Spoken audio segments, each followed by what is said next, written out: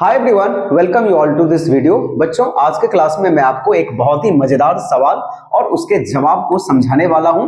तो सवाल है 6 to the power x is equal to x to the power 18, then x is equal to what. तो जब भी आप इस तरह के सवाल को देखें तो घबराए नहीं, इसमें एक ट्रिक लगने वाला है और वही ट्रिक मैं आपको बताऊंगा।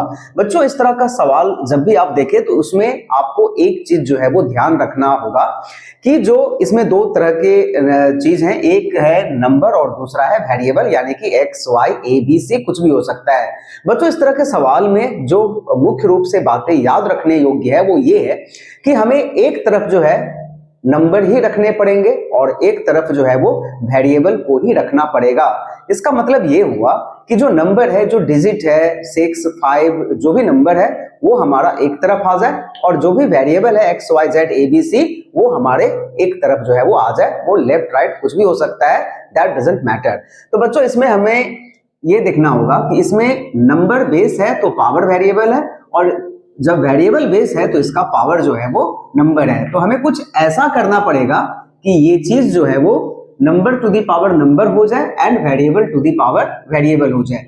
तो सबसे पहला काम मैं यहां पर ये करता हूं कि दोनों तरफ 1/18 से मल्टीप्लाई कर देता हूं पावर को। तो ऐसा करने से होगा क्या? तो देखिए, ऐसा करने से क्या होता है। बच्चों, एक रूल जो है वो आप लोगों ने सीखा होगा, ये यहां पर लगने वाला है इसलिए मैं यहां पे लिख रहा हूं। a का पावर m और उसका पावर अगर n हो तो यहां पर m और n का मल्टीप्लिकेशन हो जाता है, यानी कि पावर का जो है वो मल्टीप्लिकेशन हो जाता है। ये चीज आप लोगों ने सीखा होगा लॉ ऑफ एक्सपोनेंट में, तो यहां पर इसी लॉ का जो है वो यूज होगा। अब देखिए, 18 और 18 यहां से कट जाएगा तो इस तरफ जो है वो बचेगा x मल्टीप्लाई बाय 1/18, यानी कि this will be x upon 18, और इस तरफ से जो 18 और 18 जो है वो कट जाएगा, यानी कि इस तरफ हमारा कुछ भी नहीं बचा। तो x का जो पावर नंबर था उसे तो हमने हटा दिया, किंतु इसमें समस्या ये हुआ कि इस तरफ जो है यहाँ का जो 18 था वो इस तरफ आ गया है।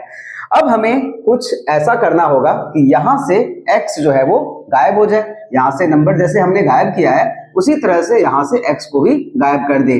तो इसमें ये लॉजिक हम लगाते हैं कि x का पावर जो 6 का पावर जो x अपॉन 18 है, अब इसके पावर को हम 1 अपॉन x के साथ मल्टीप्लाई कर देते हैं। तो दोनों तरफ करना होगा। जो भी हमें इक्वेशन में करेंगे वो, अगर हम लोग लेफ्ट साइड में कुछ भी काम करते हैं तो सेम चीज को हमें राइट साइड में भी करना होता है। कुछ भी हम अगर लेफ्ट में ऐड करते हैं तो राइट में भी ऐड करना पड़ेगा। लेफ्ट में मल्टीप्लाई करते हैं तो राइट में भी मल्टीप्लाई करना होगा। लेफ्ट को डिवाइड करते हैं तो राइट को भी सेम थिंग से डिवाइड कीजिए। इसी तरह से अगर पावर कुछ 2, 3, 4, 5 लेफ्ट में देते हैं तो राइट में भी जो है वो देना होगा। ठीक है ना? तो ये चीज जो है वो इक्वेशन का लॉ है, रूल है। अब यहां से ऐसे करने से क्या होगा बच्चों, देखिए, अगर आप x अपॉन 18 को 1 अपॉन x के साथ मल्टीप्लाई करोगे तो x और x क्या होगा, यहां से कैंसिल हो जाएगा। तो यहां पर क्या बचा, 6 का पावर 1/18 बचा, और इस तरफ जो है वो x का पावर 1 अपॉन x बचेगा। ध्यान से देखते रहे। अब यहां तक जो है वो हम जो है वो काफी हद तक 50% सवाल जो है वो हम लोग यहां पर तक कर चुके हैं, किंतु अभी भी आंसर जो है वो हमारा नहीं निकला है। क्यों नहीं निकला है? जो बातें मैंने आपको बताई थी कि एक तरफ नंबर और एक तरफ वेरिएबल हो जाए, उतना तक हमने कर लिया, किंतु अभी भी आंसर हम लोग नहीं निकाल पाएंगे। तो आंसर निकालने के लिए हमें कुछ ऐसा करना पड़ेगा, जिस तरह से यहाँ पर x का पावर 1/x है, इसी तरह से अगर यहाँ पर 6 का पावर 1 अपॉन 6 हो जाता तो फिर कंपेयर करके हम लोग लिख सकते थे कि x इक्वल टू 6। तो हमें कुछ ऐसा करना पड़ेगा कि यहां पर जो x का पावर 1/x है, इधर में भी बेस और पावर में सेम नंबर आ जाए। तो इसके लिए हम क्या करेंगे, अभी दोनों तरफ जो है वो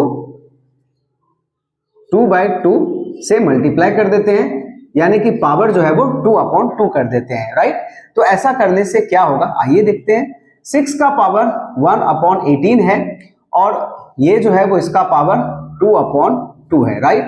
और इस तरफ x का पावर 1 अपॉन x हुआ और इधर भी 2 अपॉन 2 पावर इंटू पावर कर दिए। अब ये करने से क्या होगा, ये जो दो आप देख रहे हो ना, ये हमें यहां लिख देना है। राइट? और ये जो 1/18 है और इधर का जो न्यूमरेटर था वो हमने यहां लिखा था, तो ये जो 1/2 है वो यहां पर लिख देना होगा। बच्चों एक चीज आप देखिए, अगर 2/2 है तो इसको हम लोग 2 × 1/2 भी लिख सकते हैं। तो ये जो 2 है वो हमने यहां डाल दिया और ये जो 1/2 है वो हमने यहां पर लिख दिया। और इस तरफ x का पावर ये 2 और ये 2 काट दीजिए तो बचेगा 1/x ही बचेगा। बच्चों ऐसा करने से हमारा जो एक्सप्रेशन है वो कुछ इस तरह से आ गया। 6 का पावर 2 कितना होगा? 36 होगा। तो अभी 36 का पावर 1/36 और x का पावर 1/x। देखिए ये चीज जो है वो, यही चीज मैं आपसे कह रहा था कि यही चीज लाना होगा। जो यहाँ पर बेस है वही पावर है, यहाँ पर जो बेस है वही पावर है।